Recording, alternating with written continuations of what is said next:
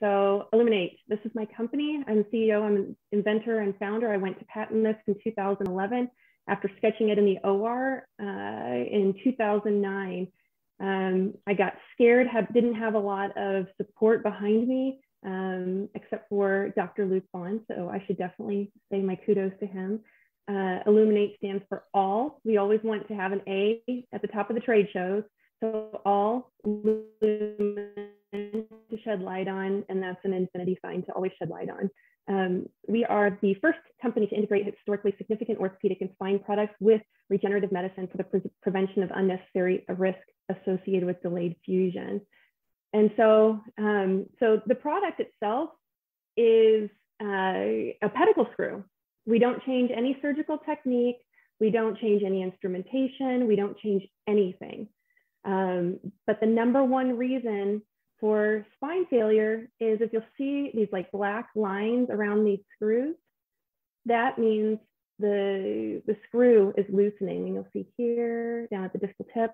And that is the number one reason for revisions, lower lumbar fusion revisions. You have basically anywhere from a 40 to 60% chance of being as good or worse after your surgery. It can take 9 to 2 years of recovery, and many people experience a lot of pain and discomfort during that fusion process. Has anybody here had a fusion or known somebody close to them that's had a fusion in their back, in their spine? Yeah, I know.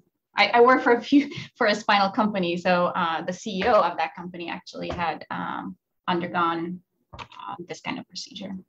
Yeah, and so the CEO is probably not going to give the fullest breadth of his recovery story, but yeah, I mean, what did you see? What did you see? Did he or she? I'm assuming it's a he, but experience any issues with it, or Brent or Elizabeth? Any of the people that you saw? The only ones that I've known several, you know, it's usually nurses because they tend to destroy their lower back during their careers, is I've watched them get fused lower down, you know, where you are here, sort of L, between this, you know, sacrum and the lower spine, and then they'll begin to develop issues above that. As you fix two, then you then find then the next one goes, and it becomes a progressive process I have seen over many years of successive fusions. Absolutely, absolutely. Elizabeth?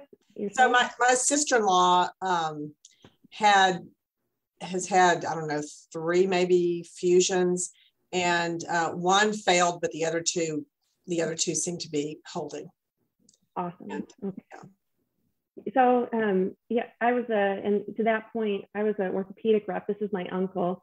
Standing up straight in 2005, he had a series of revisions, and rods breaking, screws backing out, wound dehiscence, infection. He had lost 9 units of blood. This is him that was him as of 5 years ago. He's much more, he's had a revision since then, and he's much more severe. So I need to get that in here, and it's all due to the same catastrophic event. This is the integrate pedicle screw. This is the second prototype.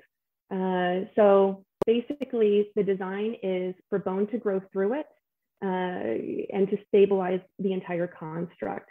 Because if we stabilize the entire construct, we will eliminate the macro motion and reduce the stresses on the rod. So, and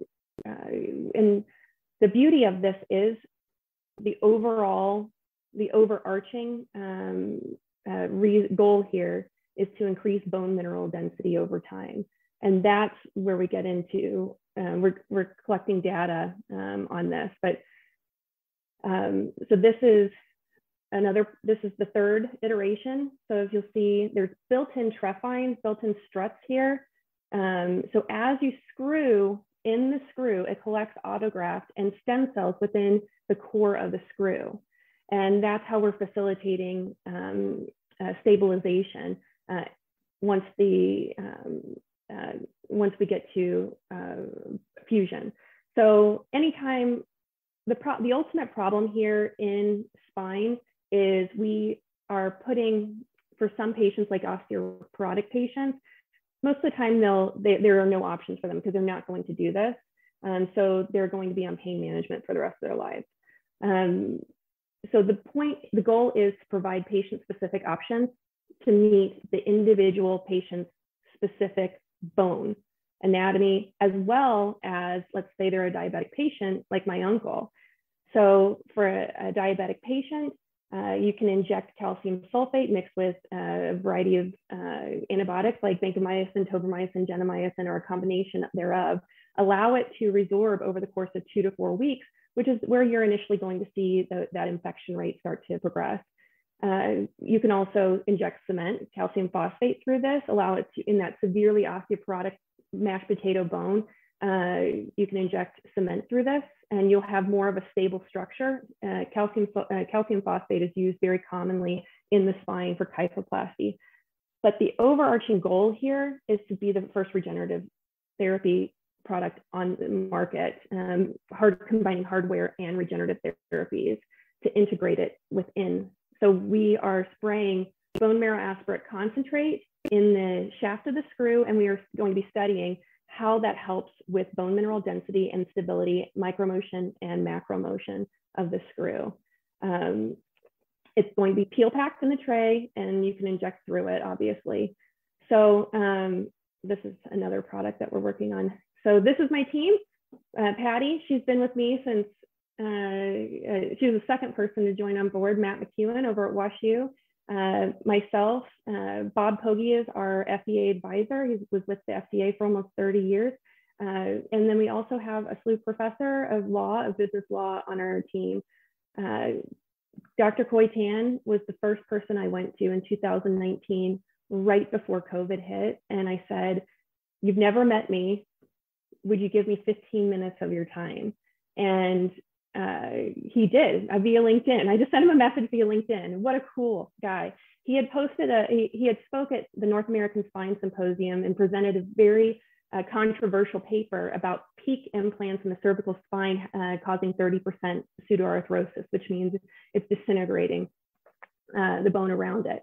And I said, that's who I want. If anybody's going to give me the truth, it's going to be this guy. And he said, "I think you really have something here. You need to keep going." And once we got to simulation, I talked to Dr. Zach Ray, Chief of Neurosurgery. He's now Chief of Neurosurgery at WashU. He was right on board. He's a fantastic advocate. And Dr. Theologus over at UCSF. And I just realized that I forgot the IS on his last name. So we have a fantastic group of top tier, top notch team members. The market is a $9 billion market. And here are the players. And revenue, we're looking at a pedicle screw price, depending on the institution, whether or not they're going to provide data, anywhere from $700 to $1,400 per screw. And if they provide data, so anyways, I won't go into that, but requires only one screw. A fusion will always require, for one level, just one level, will always require at least 3 screws.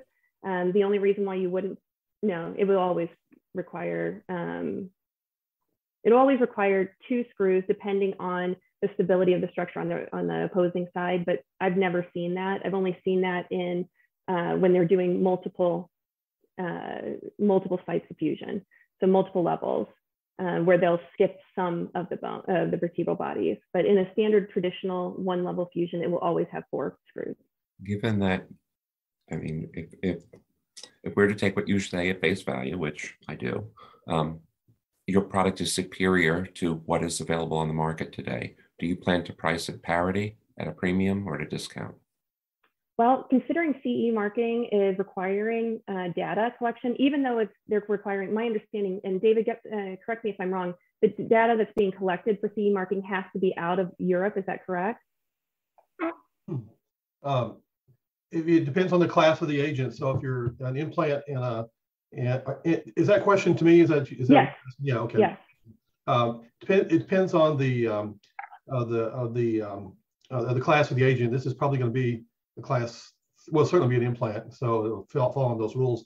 and you're wanting to get data, you can get data from US or Europe or whatever. You'll just have to write a justification for why that population is going to be pretty similar, and the therapy around that procedure is similar to Europe, as an example. Yeah. Yeah. So I think there's a pathway toward approval if you do it in the U.S. Ideally, you don't have those problems if you do it in Europe, but I don't see. I mean, I think you've got a clear pathway toward approval, even in the U.S. That's what I would say. Going in, more data, I could change my mind, but yeah. Is that consistent with what you heard? Yeah. Did you hear anything different? Yes, that's so. That was my understanding. The clearer pathway was to collect the data within the EU, but they would accept data from the U.S. and that's where. So our teaching institutions, as long as they're collecting the data, they'll receive a lower price. They'll be incentivized for data collection for us because we want to track. I see the FDA starting to do that down the line as well, mimicking what they're doing in the EU, because we do need to have a registry. Yeah, yeah. Joe had asked a question about the pricing model. I like to consider this model as when Netflix first came to play. To take over Blockbuster. It was easier. I mean, you got the same product, but it was just overall better for the patient, better for the public. And so I would like to, if we can make it feasible and still profit, which currently we can, make it to where it's literally the same price and just match what people are doing. We have two models. We have a distributor model and we have a repless model as well. And so I don't know if anybody knows about repless models, but typically a spine distributor can get paid anywhere from 20 to 60% commission off of the sales price. So any distributor, many physicians, and Brett, I'm assuming you're a physician? Yes. Okay. So many physicians, especially in orthopedics and spine, rely heavily on their distributor or on their sales representative. And so we want to make sure that they are not losing money if they pick up this line, but we also want to ensure that the hospital has options to lower pricing. If an institution, a teaching institution, let's say the size of Barnes-Jewish Hospital, where they're doing thousands of cases per year, if we could bring down their price, even $100 off of what they're paying with a repless model, we would save them millions. Like I think we estimated like 5 to 10 million, because they have scoliosis cases where you're fusing, sometimes 8, 10, 12 levels. So now I assume, Alyssa, I'm not a neurosurgeon or a orthopedic surgeon. I'm a pelvic reconstructive surgeon, so my parts don't use metal. But the question I had was, usually when they come in, the reps, they have all kinds of gear that they lay out. So they have a large selection of sizes and particular, selections, depending on what the surgeon finds. In a repless model, who handles that? I mean, if you're just going to be selling screws, the guy that comes in and sets all the equipment up and is ready to respond to the surgeon's request for a particular component size, how does that work? So typically so these are all prepackaged. So the great thing is the only thing that they need are the trays. And then you can bring in a locker for all the implants and they open, because we don't want to risk infection. Like Medtronic had an issue with infection with their pedicle screws a few years ago, and they just had to get rid of the trays. So the scrub tech pulls the 3 trays that they'll need for the case, and then they roll in the locker. They wash, reprocess. Hospitals like Mercy here in Springfield, they brought, they saved, I think, now don't quote me, I think they saved like $100 million within the first few years by going to repless. What they did was they promoted some of their scrub techs who were looking to transition out and get some awareness of the sales side of things. They transitioned them up, and they have a team of scrub techs who run the show, and they do the reordering, and they make sure that everything is in the tray. All the instruments are in the tray, and so they run it. Fascinating. I mean, it's well thought out. My congratulations to your team. Where are you in the regulatory process then? So we are finishing up the FEA analysis. So we've done an FEA analysis with 3D systems. It passed with flying colors. Mike Sherman's group, I don't know if anybody knows Mike Sherman, but he hosts The Pitch, which is a really cool show for medtech. So Mike Sherman and his team are doing, we're making some tweaks on the tulip and the design of it. And we just ran another FEA analysis. Then once we get that completely finalized, which I'm hoping to be this week, we send it off for print, 3D systems, and then we do mechanical testing. Once it meets mechanical testing, we submit to the FDA for breakthrough designation. So how long do you figure between now and actual commercial launch? I mean, you also have to transfer to manufacturing. You got a lot of steps along the process in a product launch. When do you envision actually launching the product? So once we submit for breakthrough designation, we'll be allowed to collect revenue. Our surgeons will be able to utilize the implants and we'll be able to collect data on that. We are not doing a 510K initially. We are doing a predicate device standard initially. And then while we're collecting the data, we are going to do a 510K. And so we have, because we also want to be able to claim in the long run, the ability to inject these therapeutic agents within the screw. And currently that's not, it's a tougher pathway. Eventually we want to pre-pack it with demineralized bone matrix, pre-pack the core of the screw, which will be the very first screw to ever have metal and hardware packaged together. I'm sorry, hardware, metal, and demineralized bone matrix packaged together. Which I assume would be a new regulatory cycle, right? Once you put that into the screw, you're back into a new regulatory approval cycle. And Bob Pogge, our FDA advisor, he literally, this is what he did, was hardware and biologics and the interfaces for 30 years. So there's nobody better from an FDA advisor standpoint for this specific product. Fascinating. Thank you very much. What do you think? Brent is not generous with praise. That what you just had was a big effing deal.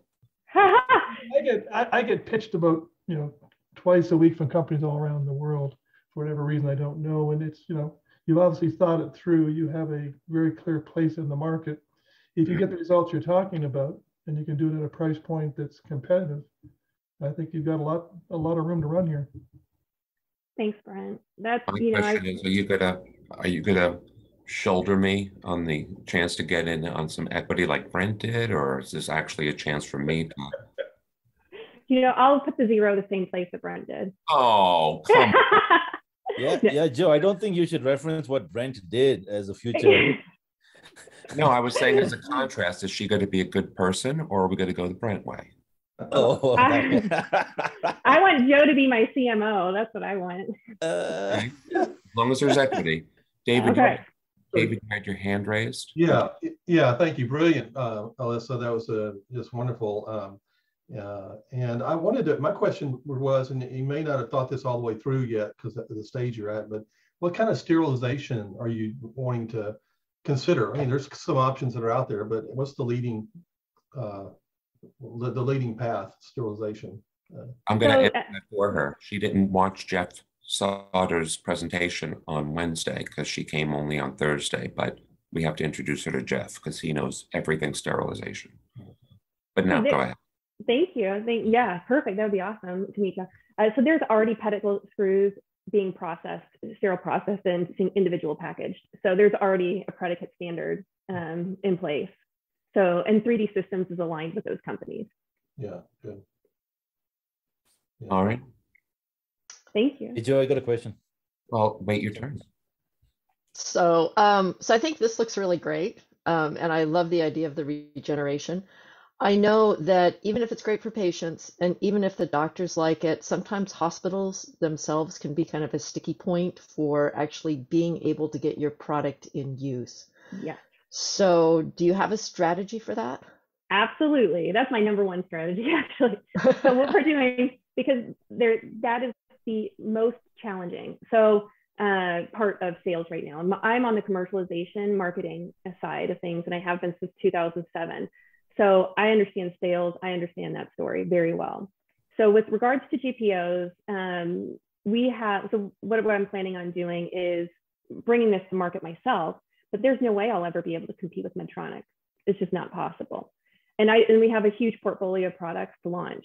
So what we're going to do is we are going to license the IP out. We're gonna manufacture, sell it ourselves, but we're also going to choose 2 to 3 mid-tier manufacturers to license the IP out. So let's say like Ulrich Medical or something that's mid-level, that's not the Medtronic, that's not the Stryker, because what they need to get on contract is something that's unique. So ultimately, we will have a sales force, a global sales force, immediately recognize the product. And they do this model with TVs. So that, like television sets, when they come out with a new product, they'll come to market 6 months to a year in advance, sell it themselves, get awareness, and then they'll license the IP out for a certain amount of time. Okay, and that's the mechanics. Part of the question is, what's the motivation for the hospital to pick up and start using a new product? And let me make that a little more detailed. I assume that there will be changes in procedures, there'll be training required. So there's always a cost to the hospital in order to bring in a new technology. Actually, there's literally no difference in technique whatsoever. So there's no training differences. What the cost to the hospital is a reduction of costs, because the goal is to reduce revision rates. And hospitals get reimbursed on these procedures under the DRG. And so if they have an infection rate within a certain window of time, as you know, they get penalized once they meet a certain cap. Now, if we can prove that period just a month. So yes, it's 30 days, but that's typically when infection presents itself. That's why you want to have, if for like a diabetic patient, that's where it's nice to have antibiotics mixed with a calcium sulfate, something that resorbs over the course of 2 to 4 weeks within the bone. I thought the issue that you were saving was that the other screws are failing longer term and they need to have another operation. They're failing within the window of fusion. That's where 30 days? No, fusion can take 9 months to 2 years, to achieve a true that's fusion. why I'm like, I thought the issue with hospitals and being penalized was a 30-day number. And correct. I think the thing that you're solving usually happens well in excess of 30 days. So is there? Well, we're also providing options that are outside of just the fusion rate. We're providing options for infection control, preemptive infection control. We're providing options where to stabilize the screw. Let's say the screw backs out immediately because it's being put in mashed potato bone. So, I mean, I've been in cases where you can literally, and Brent, you probably have been too, where you can literally push in a pin with your finger. And so those are the least ideal. We're providing options that have never been provided before to stabilize the entire construct, and to customize it towards the patient's bone, their bone mineral density quality, as well as their histology, their body's ability to fight infection and help their overall health. Would you explain to me as though I were a child? You have a screw and you're putting it, let's use your mashed potato example. How is your device going to help a mashed potato bone better than another thing that I stick in mashed potatoes? So think of like a cement block. So if you have mashed potato bone, you're going to want to use a calcium phosphate, which is a cement. So you put in your screw, inject cement, and all of a sudden you can hang a wall that's 30 pounds on your screw because your cement has cured. Whereas there is no other option. They have fenestrated screws on the market, but they're very tiny little holes, and you're not going to get the overall stability. You're not going to be able to inject as much of the cement in there. So not all surgeons do DEXA scans, bone mineral density DEXA scans. So they don't know a lot of times until they get in there. You can see the wall, the cortical wall of the bone on the x-ray a lot of times. And that will tell you, that's an indication of— I'm one very smart child. Thank you. Thanks. Alyssa, you. It just raised a quick question.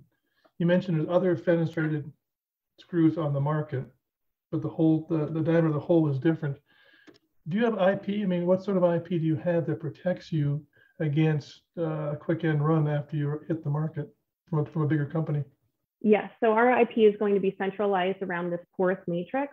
So the porous matrix is designed, what a lot of companies do not do is take into account how different the bone is within the vertebral body.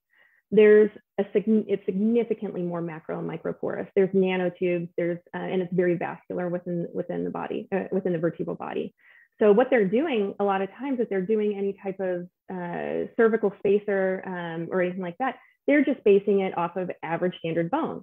Well, that average standard bone can come from the tibia that they're mimicking, and it has no relevance to do with the vertebral body whatsoever. So the pattern, topography is one of the 41 parameters to regrow bone. So our topography mimics that of the morphology of, based off of the Gaussian curvature to, it mimics that vertebral bone and so that's one of our patents. The next one is issued or pending. I'm sorry, is that pending or issued? It's pending. Yes, and we've done a thorough search as well, but as you know, it's pending. We are filing by the final should be filed next month once we meet mechanical dynamic test. So that's when we're doing our final submission for it. We are also filing. You're provisional now then? Our provisional was filed last September. Okay, so you're under provisional now. Okay. Yes, correct. Yes, so we have till September to complete the filing.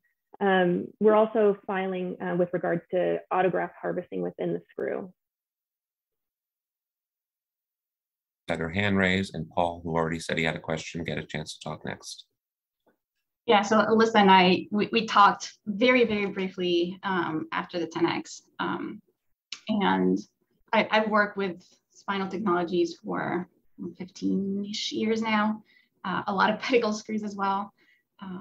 And I know this is a litigious area. So from an IP perspective, more so than other, not maybe all, but it is a particularly IP intensive area, litigious. And not only do you have the big companies that you mentioned, Medtronic and Stryker and Zimmer and the Pew that have, I pulled up sort of the litigations, the patent litigations and oppositions in this area as you were talking. So they're definitely protecting their IP, protecting their market using patent litigation.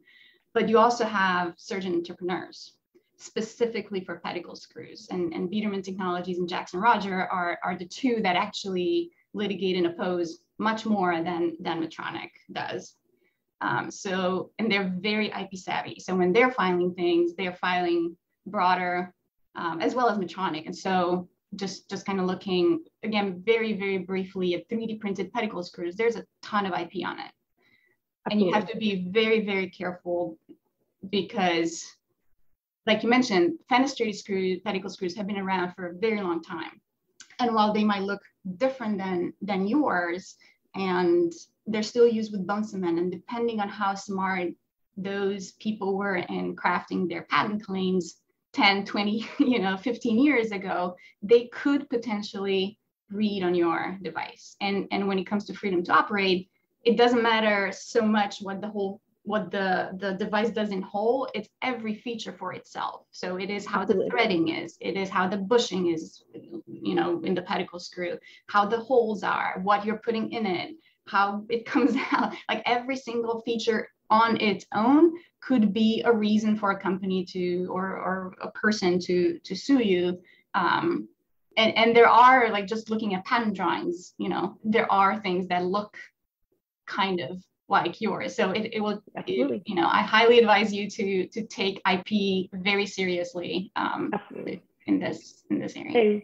And we have, when we have, I have hundreds of different IPs to refer off of. And that was the biggest hurdle. That's why I actually stopped in 2011 was, first of all, we didn't have the technology to manufacture this. Second of all, the cost was just for patent search was $100,000 for a global patent search. For a patent search? Okay, so I have to stop you. A global patent search will not cost you $100,000. Oh no, it ranged. So Kelly Hollowell out of Memphis said she's seen it all the way up to $100,000 with regards to spine implants. So That's why that's just that's crazy. That is the attorney telling you that. I'm sure the search itself will not even be, you know, maybe 15,000 like global. Everything else is the attorney fees on top of that. So just for people to know. Yes, absolutely. No, I completely agree with you. And but you know, going in and not knowing any of this, I was like, oh shit, excuse my language. I had no idea. No wonder nobody can compete with these big, massive companies. And so we have done a very thorough search on thread pitch, on the parameters of the tulip design. We've taken an older design tulip. The tulip really doesn't matter. That's open. Night Simaran, that is expired. We have taken, so we've taken a lot of careful diligence because we know that this market is extremely litigious. And we're also looking for an equity partner to basically cover that for us in exchange for equity in the company. So not only writing the patent, which Cliff Schlecht out of St. Louis is our patent attorney, and he's done a lot of hardware and pharmaceutical patents, what his firm has, but we're also looking for an equity partner. Paul, you were next. You're on mute. Yeah, thank you so much. Congratulations, love everything you're talking about. I'm not as intelligent and smart about specifics in the medical space as Brent and Andrea and people like that, but I have a few questions on how big is this market and, you know, the TAM, but also your specific, what is your go-to-market strategy? Could you give us a sense of size and numbers? Because I'm going to link that to then the logistics and, you know, the movement of product, if you would. But how big is this that you're going after? Lumbar fusion is a $9 billion market, and it's trending. I think it has a CAGR of 4%, trending over the next 2 years. So, yeah, I mean, it's a massive, massive market. The beauty of it is people are 40 to 60% of patients are really struggling with their fusions. Sure. And Brent, have you seen that as well? Have you seen a lot of? Yeah, I really can't comment. I mean, in my field, the bones are just things you hang your organs off of. So, I mean, we don't get too involved with things that involve calcium. But, you know, it certainly is a problematic surgery. And your go-to-market strategy, since it's so big, right? You localizing to specific geography, say for the first 18 months once you launch. Are you staying hypothetically in the Midwest or a certain type of hospital? You know, how are you going to market? How are you segmenting going after that big space? So for the US market, we have our surgeons are on the East Coast, Central, and West Coast at high-level teaching institutions. So once you get and then we have an investor out of New York City that's considering as well, and he's one of the largest surgeons in the world. So the goal is to provide them enough clinical data from a research standpoint that they can present at NASA, at Academy, gain public awareness. We also have our co-marketing with Lifespans, which is a new simulation testing device called Alfonso. And they like the design of the screw so much, they're actually using it planning to use it in their marketing campaigns. So we have cross collaboration and marketing as well on that. From a commercialization standpoint, we'll start in the US and then Canada, Australia, collect enough data for the EU, and then South America. South America has a lot of trade issues. I love South America, and the people there, the distributors there, and a lot of these markets are losing product because they're being acquired. And so there's a lot of opportunity globally in markets that are untraditional. Interesting. Does that make sense? And if you're talking about international, so Latin America, Australia, geographically all over the place, will you maintain manufacturing in the US and then ship the product out there? Or how does it work given regulatory, sterilization, quality, that kind of stuff? So, and they do this all over. And they're only going to be sterilizing the instrumentation. All of the implants are going to be peel packaged, which helps from a regulatory standpoint. And it also helps the integrity of the screw because we're taking away metal. we do not want to process this over and over and over thousands of times like they do in some of the larger and smaller diameter screws. So, but yes, from a commercialization standpoint, so if the distributor wants to pick up this line, traditionally, sometimes distributors will pay the country's fee to bring it in, which can be, do you agree with that, David? Yeah, I agree, but this is such a broad discussion now, and so I'm on board with the concept. Maybe that's the way to answer it. I'm on board with the concept. So, wonderful. Before we, so my just final comment is, I obviously you seem to have a unique perspective. It's much needed. The value add just that I can bring to the table is help you think through logistics. That's something we do. I'm not sure if it's the right fit for our specific company, but I'm just going through so many, having so many discussions every day on supply chain issues in today's market, that if you think I can help you with just think through that process and flexibilities and variations, how do you bring resilience? How do you bring flexibility? How do you go international to deal with customers? I'd love to be able to share and help if I could. So. Awesome, yeah. Nikki, before we lose you to the top of the hour, did you hear anything that you'd want to comment on? It seems pretty straightforward to me, but I'm not you. Yeah, with this type of stuff, I didn't know you, so why did I call on you? Oh, I do reimbursement, health economics, market access. What he means is he's the man. We had a very good conversation last week. So okay. No, the question is about the number of these procedures done inpatient versus outpatient. And Alyssa, I don't know if you have data on that, like 40% are inpatient or 90% or 2% or whatever. Yeah, 90% of these are going to be inpatient. They are trending to do these in the ASC since COVID, but it's pretty risky when you're opening up the spine, particularly if you're going in different approaches, anterior approaches, lateral approaches. So, so there's a majority of these cases. Andrea, would you agree? I don't have any numbers, but I would not want to be outpatient for this kind of procedure. I would not agree to that. So, yeah. I wouldn't either. Yeah. Anything else, Nikki? No, sorry, my internet cut out for just 2 seconds. A friend of mine is a spine surgeon, and he's been moving more and more of these to outpatient and doing them same day to the extent he can get reimbursed, where insurance companies are treating spine surgery like they did hip surgery 10 years ago and are saying, if it's not inpatient, we're not paying, which is ridiculous, that this is capable of being done same day, and saying, show up at 8 o'clock, you're asleep by 9 o'clock, the surgery is done by 11 and you're home by dinner. And which is, like I said, what they're doing with hips and knees. So the trend is to move outpatient, which means this will no longer be DRG related. And then the hospital has an incentive for the patient to keep coming back.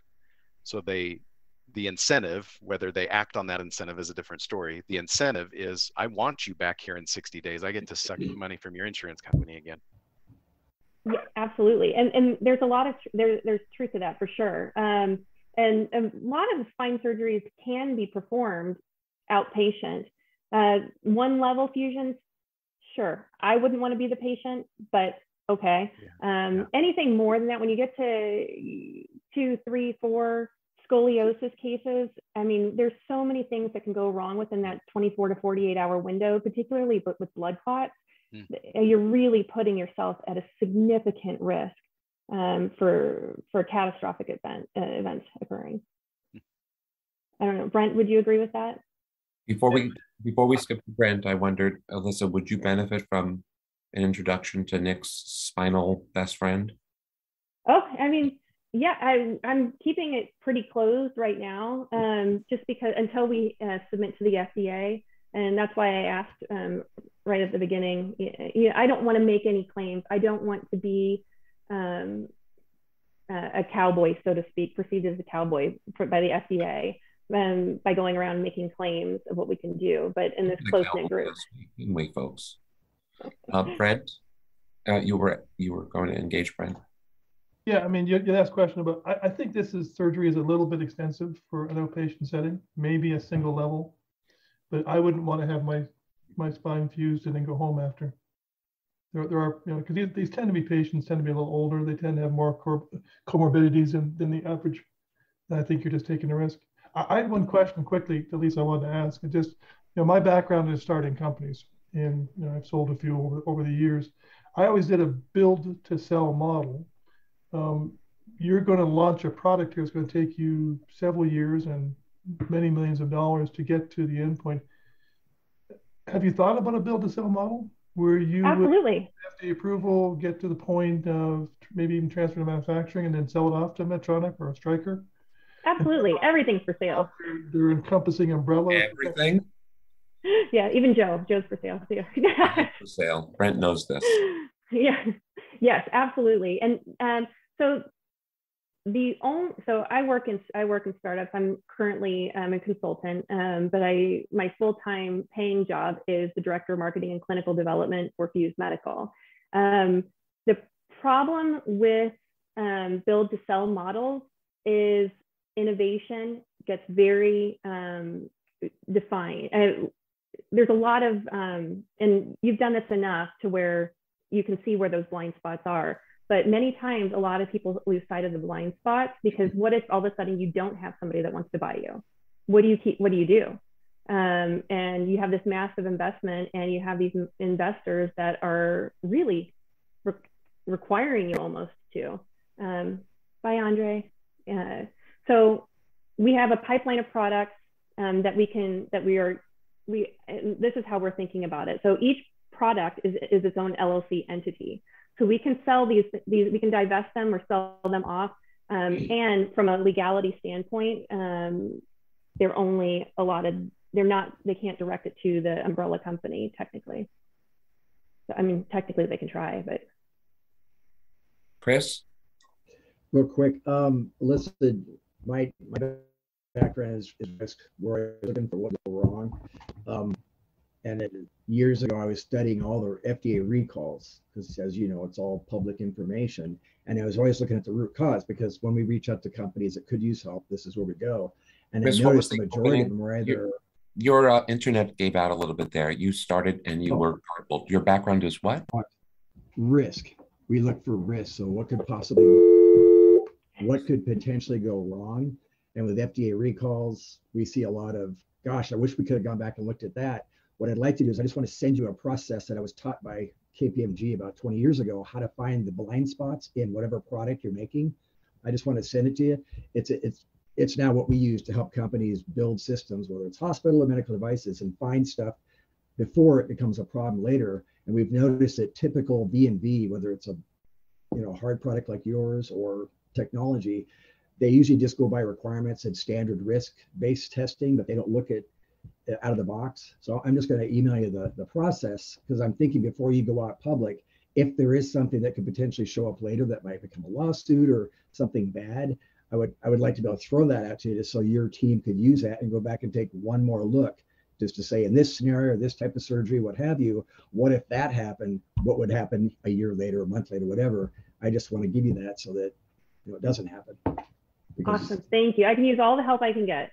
I appreciate it. Thank you, Chris. Amazing. Happy to. And David provided me some information too. Thanks, David. You are among the most buttoned up presenters I've ever seen. You inspire a lot of confidence. I know people invest in products and concepts, but also management.